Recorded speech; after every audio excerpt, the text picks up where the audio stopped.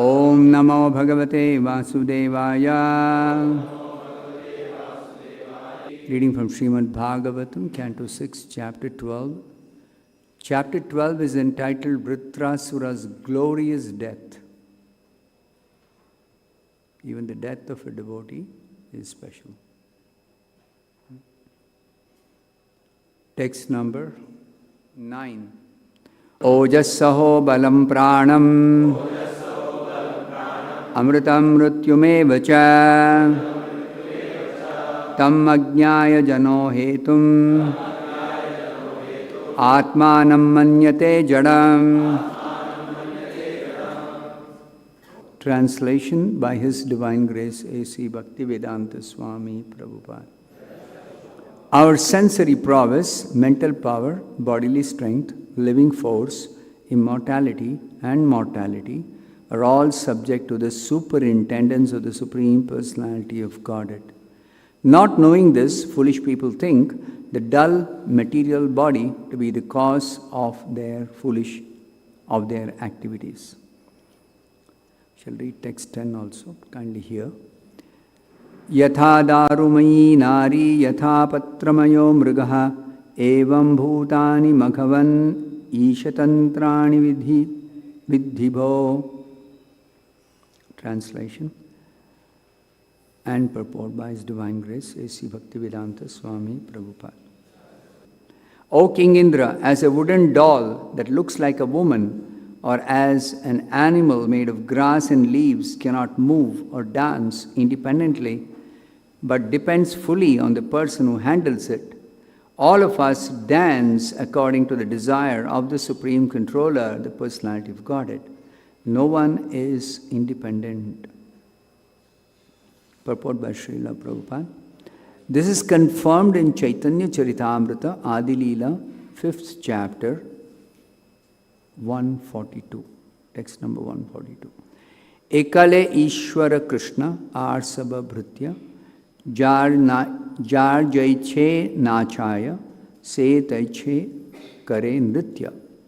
Lord Krishna alone is the Supreme Controller, and all others are His servants. They dance as He makes them do so. We are all servants of Krishna. We have no independence. We are dancing according to the desire of the Supreme Personality of Godhead. But out of ignorance and illusion, we think we are independent of the Supreme Will. Therefore it is said, Ishvaraha Paramaha Krishnaha Sachidananda Vigraha Anadiradir Govindaha Sarvakarana Karanam. Krishna, who is known as Govinda, is the Supreme Controller. He has an eternal blissful spiritual body. He is the origin of all. He has no other origin, for He is the prime cause of all causes. Brahma Samhita 5.1. Thus ends the Bhaktivedanta purport. Vritrasura is on the battlefield, and even though he has appeared in a demon-like body, but he is actually a devotee. That is evident from the words that he is speaking when he is engaged in a fierce battle with Indra. Vritrasura is very powerful, and even though he could have easily defeated Indra, he decided to actually quit his body on the battlefield and go back to Godhead.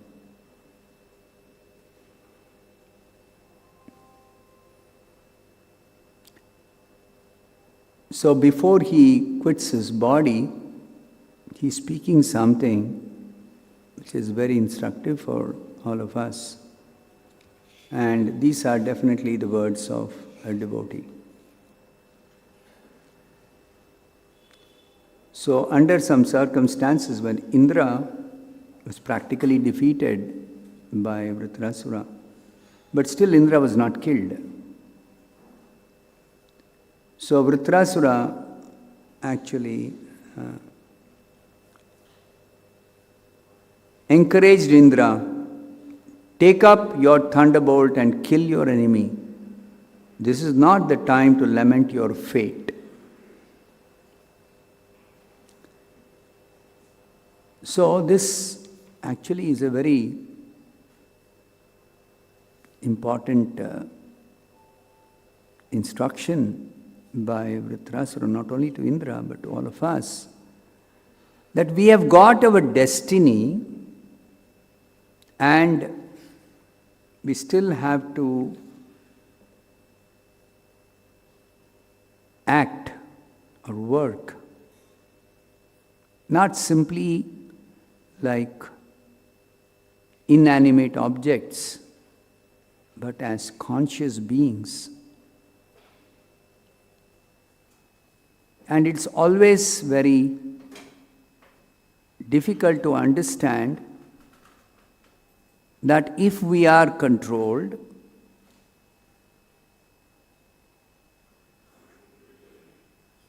then how is it that we can exercise our free will?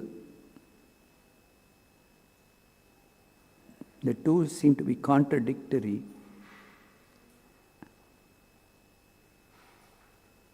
So this is where the Bhagavatam and the Bhagavad-gita, they reveal this confidential thing about the understanding of the position of the Supreme Lord and the position of the living being. This is subject matter of the Vedanta philosophy and all other non-devotional philosophies.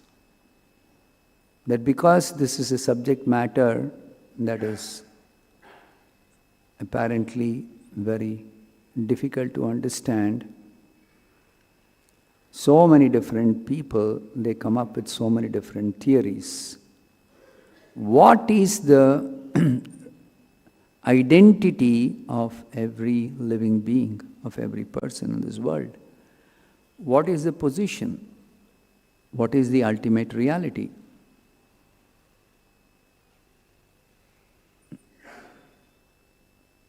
In the parampara system, this knowledge about the ultimate reality is handed down since the beginning of creation, and it's perfectly received and transmitted very accurately.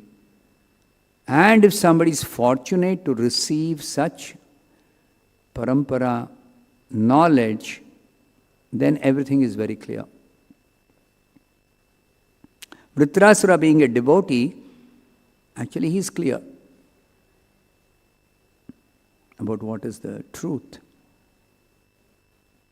But even somebody like Indra,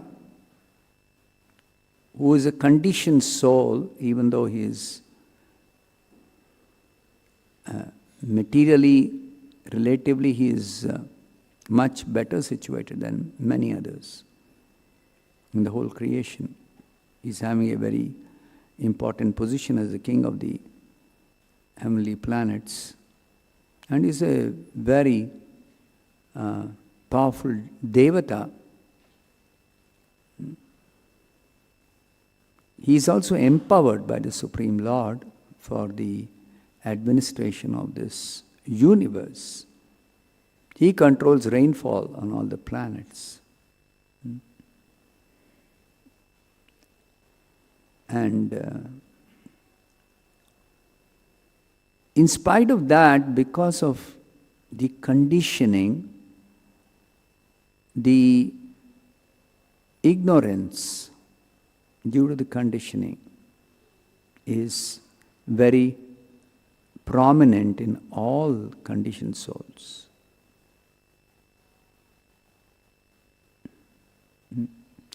Indra has come prepared for this battle. And he knows that the Supreme Lord has blessed him and he is going to be victorious. But in spite of that, because of the conditioned nature, there is always this forgetfulness. Forgetfulness is a characteristic of material existence. Just like when we come to this material world, we forget what is our actual nature. Our nature is completely spiritual. We are not the body. We are spirit soul. So we forget that. And as a result of this forgetfulness, this whole material existence and the concomitant miseries, ignorance, suffering, so many complicated things happen in this world.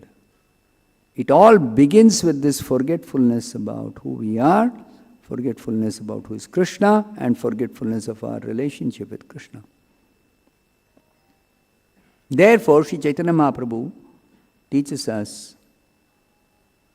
ultimately you simply have to understand who you are, who is Krishna, and what's your relationship with Krishna. Finished. Everything is then perfect.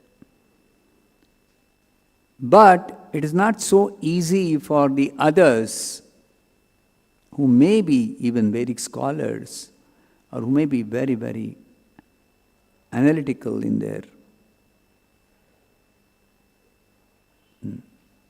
thinking. Still, they cannot figure out the truth about either themselves or about the Supreme Lord or about the relationship. And so many theories, so many different kinds of philosophies. And it's always been there. It's not just that in Kali Yuga we have many different theories of philosophies. It's always been there. Even the beginning of creation, Brahma, because he is born of the Supreme Lord Vishnu, and nobody else is there for Brahma to inquire from. It's only Vishnu. So Brahma receives the perfect knowledge from the perfect source, Vishnu. But then Brahma, when he does his job of creation, he has to create varieties of living beings. He doesn't create the souls, he creates their bodies. And creation of a body is a very embarrassing task for Brahma. Because the body that Brahma creates for each living being is according to their karma. And according to their desires for some specific type of material enjoyment. So this is where we can understand, if we study what kind of body is given to each living being at the time of creation or time of birth in a particular type of body. Two things are there. The desires for a specific type of enjoyment that the living being has, and the karma, the destiny, that can also be called as destiny. That means the resultant reactions of the activities already performed. So, these two are always there for every living entity. As spirit soul,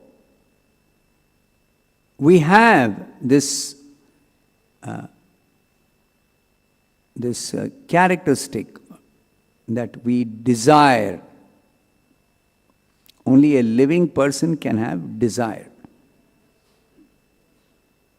And this desiring, even though it is said, Sangat Sanjayate Kamaha, desires are developed according to the Sangha, according to the association, or according to the external influence. But still, the desires by themselves are independent of everything.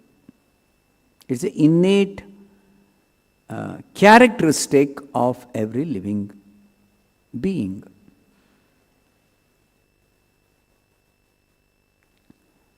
So nobody else is responsible for the desires we carry.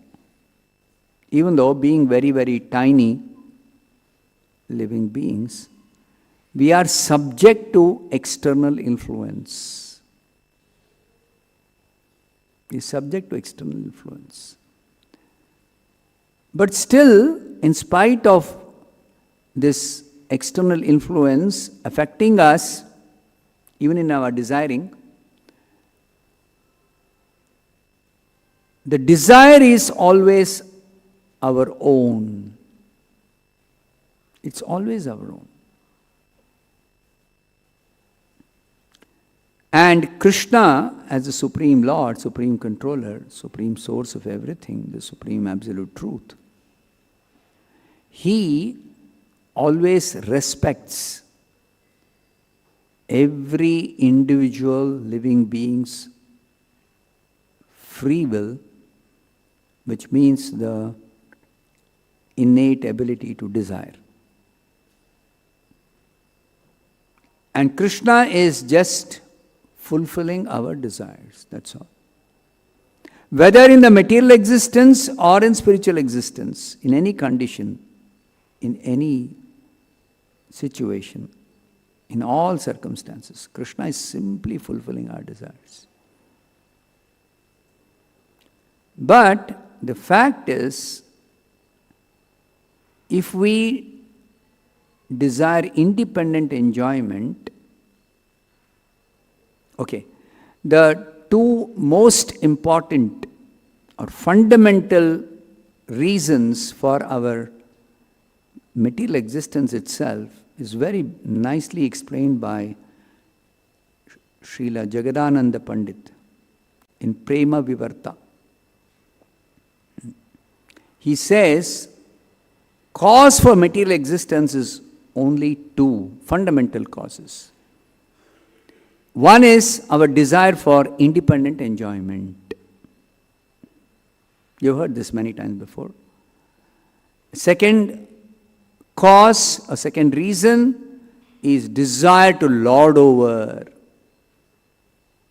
Basically, independent enjoyment and being the Lord of everything is the position of Krishna. So it's only because of our enviousness towards Krishna that we develop, why not I independently enjoy like Krishna is enjoying? Why not I become the Lord like Krishna is the Lord? So this is the root cause of our material existence.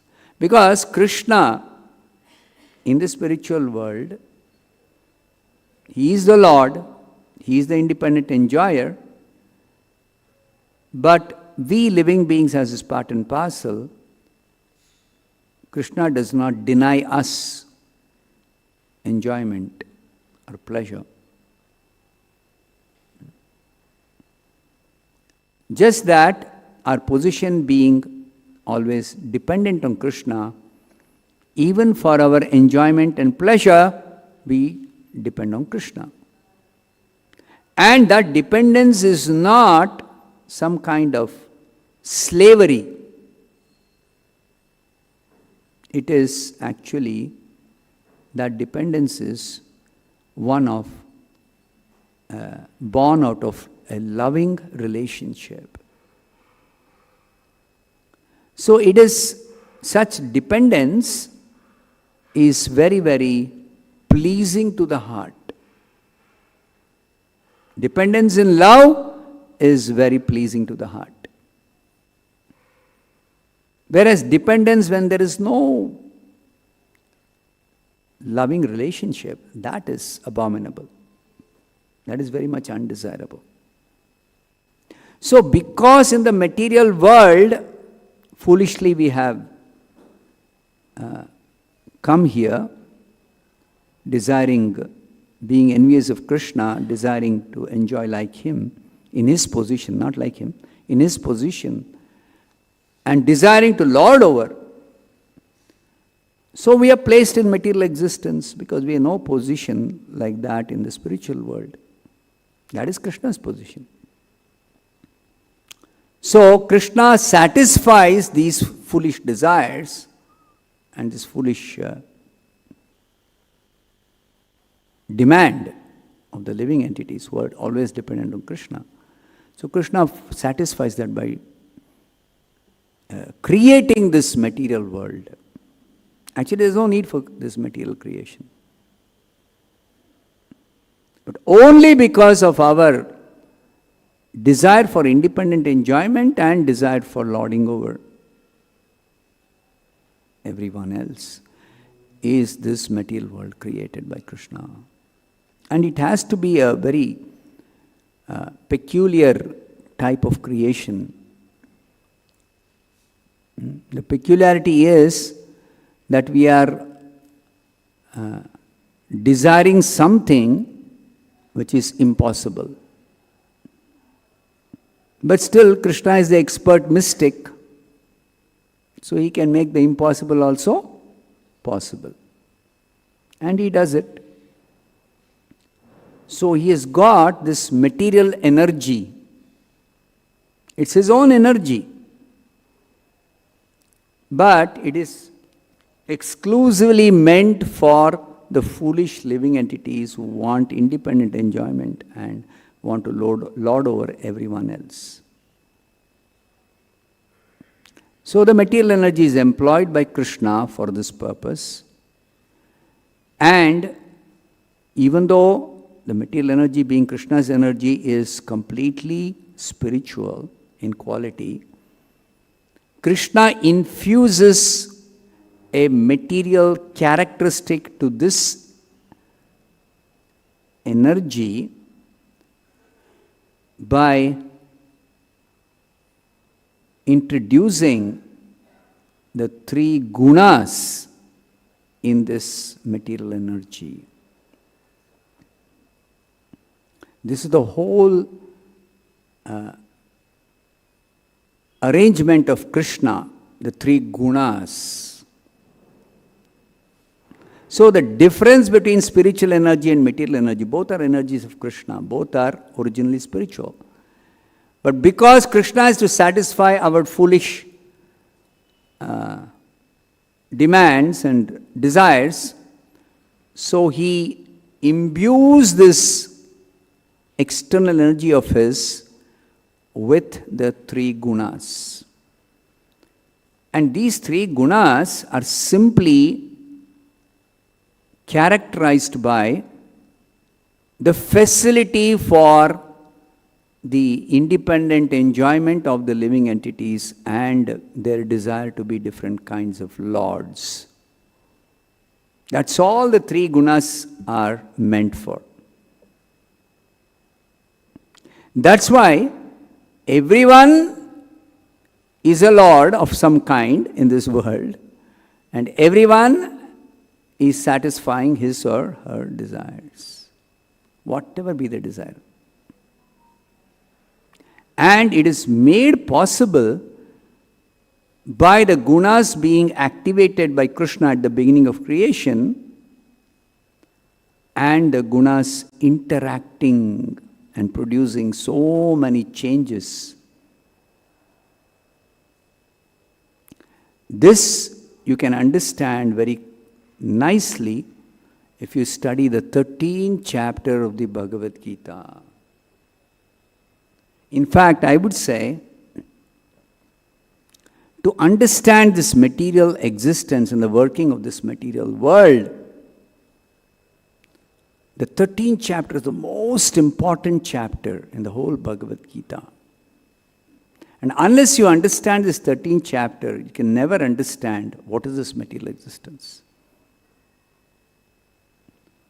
And Prabhupada has written wonderful purports Of course, whole of Bhagavad-gita, Prabhupada's purports are wonderful.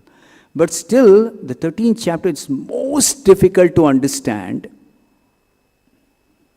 That Prabhupada is simplified for us. Very nice purports Prabhupada has written.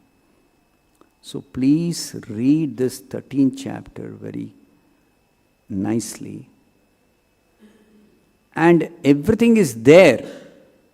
There is nothing you have to actually try to understand from some other explanation. But only you have to go slow. And you have to really spend time, quality time. And you should have your focus, attention and concentration when you are studying. Because we have a habit of multitasking. This is the conditioned nature of the living being. Not meant to do that, not required to do it, but still we want to multitask. So even when we are reading Prabhupada's book, Bhagavad-gita, we are trying to even study, still we'll be multitasking. So if you do multitasking, you cannot understand 13th chapter. In fact, you can't understand Krishna consciousness. You have to have your full focus and you have to go slow. You can't hurry up. So everything is explained in the 13th chapter. That's why the most important verse in the 13th chapter is Arjuna's question, the first verse. And it's so unfortunate if you open the Gita press. Of course, none of you will open that. You're not meant to open that. But others who read all kinds of Bhagavad-gita editions, if they open that Bhagavad-gita by Gita Press, Gorakhpur, this verse is missing.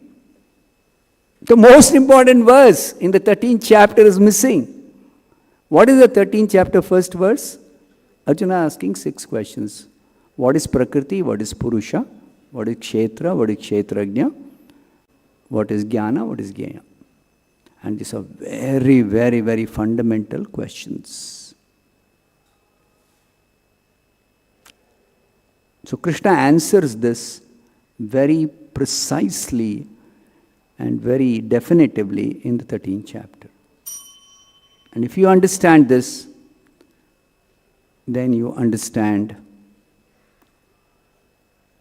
who you are, what is your position in this material world, who is Krishna, what is Krishna's role in this material world, how Krishna controls, remaining in the background, and how under the influence of the 3 gunas, we consider ourselves as the doers of all material activities, which is actually carried out by material nature. And that's why it is said here by Vritrasura, everything is subject to the superintendence of the Supreme Lord. Maya dhakshena prakritihi suyate sacharacharam. Our sensory prowess, that means whatever the sensual power we have, the power of seeing, power of hearing, power of smelling, etc., and the power of using these hands and doing different kinds of activities, the power of the working senses, the power of the perceptive senses, the power of the mind, mental power, and bodily strength itself. Bodily strength itself. So different types of strength we have: intellectual power, thinking power, working power, influencing power. So all these different powers, living force. See, this is one thing that you have to understand even from the Bhagavad-gita, that we are conscious beings within this body, that we all know, and our consciousness spread all over the body. But the body appearing to be like a living body with some living life symptoms is actually not due to our consciousness. It is due to Krishna's one energy called prana that is circulating in the body, that is there in the body. That prana, many times people mistake it to be themselves. No. You are not the prana. Even though you have your individual consciousness, that is different from the pranavayu. And that pranavayu is Krishna's one special type of energy that actually gives life to this body, that actually is making everything work in the material world. Because the pranamaya circulation, your heart is pumping, all movements in the body, all the systems, organs are working, the lungs, the liver, the pancreas, the secretions are happening. So many things are happening in this body. This is a micro-universe, this body. One place Prabhupada explains this. This body is a micro-universe. So many things are happening. Everything is happening because of the super soul present within. And the super soul is simply directing the pranavayu. And there are 10 types of pranavayu circulating in this body and making it work. So that also is explained in the 13th chapter of the Bhagavad-gita. Please read that carefully. So, Krishna is making everything happen. That is being explained by Vritrasura here. Even immortality and mortality. We are immortal. We are Amrita. We are eternal. But under a material misconception, we think we are going to die. Or when actually death comes, we think we are finished. That's it. Over. But actually, that false understanding of us being mortal means I'm subject to death and I die. That is called mortality. Mrityu. That mrityu also is under Krishna's superintendence and control and power. Mrityu also. So, everything is under Krishna's control, everything is facilitated by Krishna, everything is made possible by Krishna. But foolish people, ignorant people in this material world, conditioned souls, do not know this, and therefore they think this dull material body, which is actually dead matter, they think this is the cause of all their activities. They think everything is happening because of our existence as the body. So therefore, in the next verse, 10th verse, he tells, as a wooden doll that looks like a woman or animal made of grass appears to be independently existing, but actually it is completely dependent on the person who's handling it, who's controlling it. Similarly, each one of us, we are exactly acting, moving according to the desire of the Supreme Lord. But then, the desire of the Supreme Lord is also taking into consideration what is our own desire. So Krishna's will is both Krishna's own desire and our desire. This you should remember. Which means that, to put it in very simple terms, if we want to get out of this material existence, it is has to be Krishna's will that we get out. Only then we can get out. But also, it should be our desire to get out also. So both are important. Both are important.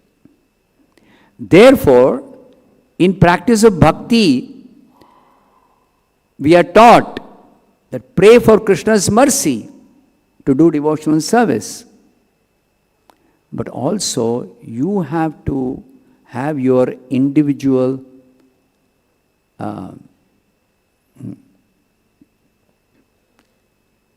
individually you have to exert yourself also. You have to do something also from your side. So, both Krishna's mercy, Krishna's favor upon us, blessing, and our own individual effort, individual endeavor, cheshta, both are important and both are required. So if this much you understand, then your spiritual life is successful. And that's what exactly he's telling. No one is independent, but then we have our individual desire also, which we have to properly exercise our desiring ability. I'll stop here. Srimad Bhagavatam ki jai, Srila Prabhupada ki jai.